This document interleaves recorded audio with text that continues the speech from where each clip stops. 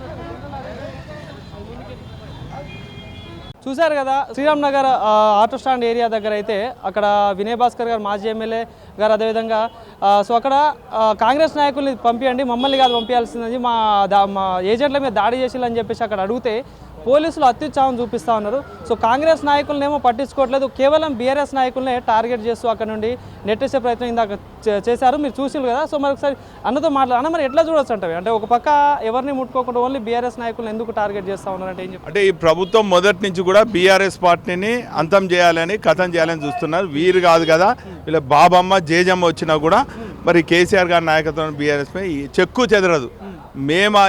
మళ్ళీ ఆత్మస్థైర్యం దెబ్బతీయాలని రకరకాలు చేస్తుంటారు. ఈ ఎన్నికల్లో ఎంత దారుణం అంటే ఉదయం నుంచి మా అభ్యర్థి సునీత గారిని తిరగనిస్తలేరు, వాళ్ళ పిల్లలను తిరగనిస్తలేరు, వాళ్ళ వాహనాలను సీజ్ చేసిండ్రు, రకరకాలుగా వేధిస్తున్నారు. ఇక్కడ కూడా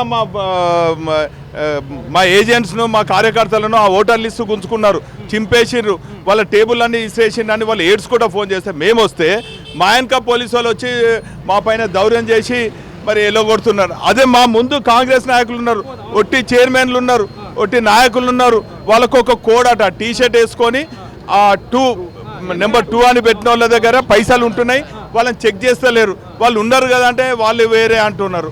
ఈరోజు ఖచ్చితంగా పోలీసు కూడా వన్ సైడ్ చేస్తున్నది. మరి కొంతమంది అందరిని అంటలేను, కొంతమంది ఇప్పుడు ఒక ఏసీపీ ఇష్టం వచ్చినట్టు దౌర్జన్యం చేసిండు. అయినా మేము పోలీసులకు భయపడేటోళ్ళం కాదు, గుండాయిజానికి భయపడేటోళ్ళం కాదు, రౌడీలకు భయపడేటోళ్ళు కాదు, ప్రజలు అంతకైనా భయపడేటోళ్ళు కాదు. ప్రజలు ఓటు హక్కును ఖచ్చితంగా ప్రజాస్వామ్యంలో ఒక ఆయుధం లాంటిది, పదునైనటువంటి ఆయుధం ఓటు హక్కు.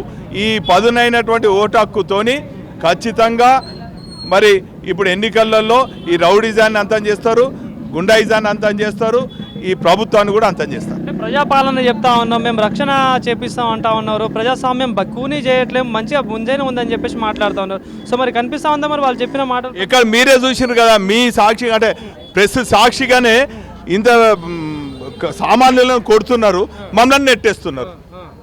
ఇంత ఘోరం అంటే పోలీసు వాళ్ళు ఒక కాంగ్రెస్ కార్యకర్తలాగా వ్యవహరిస్తున్నారు.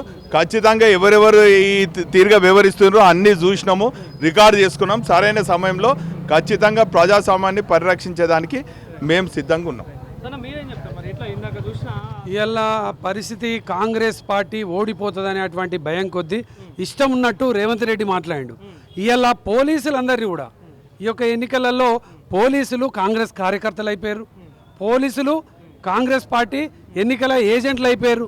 ఇక్కడ ఓట్లు చెప్పేటువంటి పరిస్థితి. 2వ నెంబరు టీషర్ట్ వేసుకొని విచ్చలవిడిగా డబ్బులు పంచుతుంటే మన వాళ్ళు వచ్చి అయ్యో వాళ్ళు నేను డబ్బులు పంచుతున్నానంటే నీకెందుకురా వాని సంగతి అని చెప్పేసి మాట్లాడుతున్నారు. మరి మేము ఇక్కడ వచ్చినటువంటి ఎమ్మెల్సీలు ఎమ్మెల్యేలు ఇట్లా తిరుగుతున్నారు, వాళ్ళని పంపిరు ఫస్ట్ అంటే వాళ్ళ సంగతి మీకెందుకు, మీరు పోండి అని అంటాను. ఇదెక్కడి దుర్మార్గం? వాళ్ళ కోటి తీరు ఈ ప్రజాస్వామ్య దేశంలో మాకో తీరా? ఇది దుర్మార్గం. తప్పకుండా వీళ్లకు ప్రజలు బుద్ధి చెప్తారు. ఖచ్చితంగా దీని మీద మేము ఈ యొక్క ఎలక్షన్ కమిషన్కు కాంప్లిమెంట్ ఇస్తాం. ఈ ఎన్నిక ఎట్టి పరిస్థితిలో బీఆర్ఎస్ పార్టీ గెలవబోతుందని ఈ సందర్భంగా చెప్తా ఉన్నాను.